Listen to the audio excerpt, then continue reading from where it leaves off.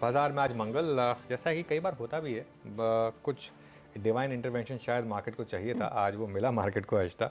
Veeru good afternoon. और देखिए market में अच्छी खासी चाल गुड आफ्टरनून।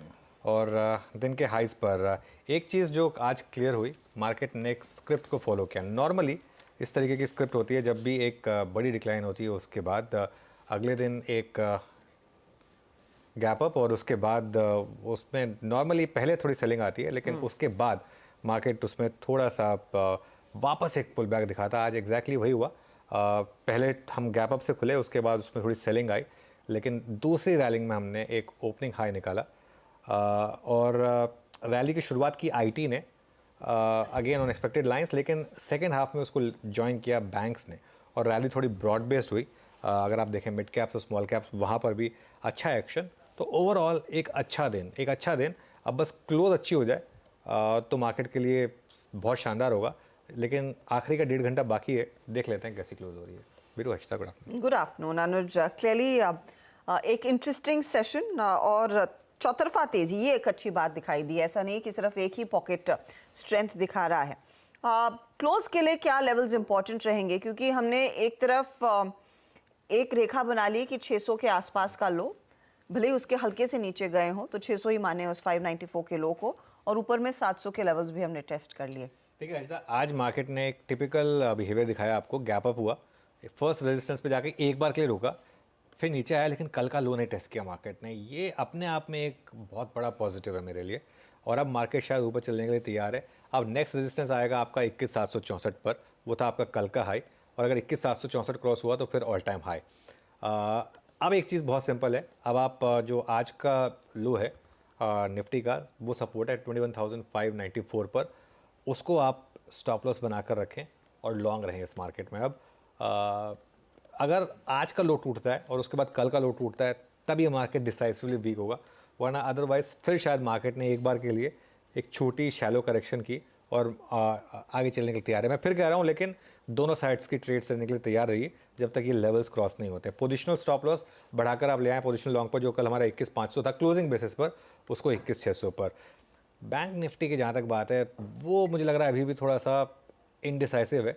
48,000 हालांकि उसने ज़रूर हिट किया, लेकिन मतलब कोशिश की 47,800 जरूर क्रॉस किया, लेकिन वहाँ पर भी अटक रहा है। वो फर्स्ट रेजिस्टेंस था 48,000 टू 48,200 अगला रेजिस्टेंस है, और आज का लो है 47,590। तो 47,590 का स्टॉप लगाएं एक और लॉन्ग रहें।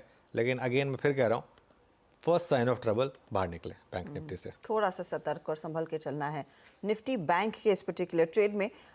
वीरू फटाफट से ऑप्शंस में क्या एक्शन हो रहा है उस पर आएंगे, लेकिन एक स्टॉक का जहां पर आज सुबह में ही हम चर्चा कर रहे थे, Bajaj auto and most weighted, वो 10,000 रुपए प्रति शेयर का बायबैक आया, लेकिन ऐसा नहीं है कि वो स्टॉक कुछ डायरेक्शन में भाग गया हो। हल्की बढ़त देखने को मिली अनुज, सिर्फ 2% ऊपर है। नहीं हर्षिता, देखिए आज सुबह इसीलिए मैंने एक चीज़ पे वार्निंग दी थी कि आज बजाज ऑटो नहीं चलेगा।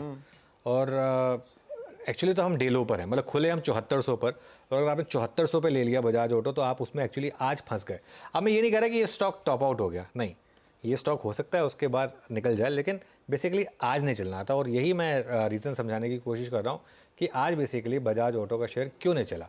और ये सिर्फ बजाज ऑटो के लिए नहीं है, ये सबके लिए। आप कभी भी बायबैक आए ना, कभी भी ना इस हेडलाइन से ना इम्प्रेस हो कि 10,000 रुपये का बायबैक प्राइस है, उसके कोई मायने नहीं है। बायबैक का साइज़ देखें, हमेशा बायबैक का साइज़ देखें। ये आप 10,000 का क्या, अगर ये 15,000 का भी बायबैक होता तो भी आज स्टॉक का प्राइस यही होता। इसी तरीके से बिहेव करते हैं। क्यों? क्योंकि रेशो देखिए, 4,000 करोड़ का बायबैक है, मार्केट कैप कंपनी का करीब करीब 2 लाख करोड़ है, तो ये 2% से कम का बायबैक का एक्सेप्टेंस रेशो है। तो मतलब आपने कहा 100 शेयर है, एक्चुअली 1.6 के करीब आता है, तो मैंने 2% लिखा।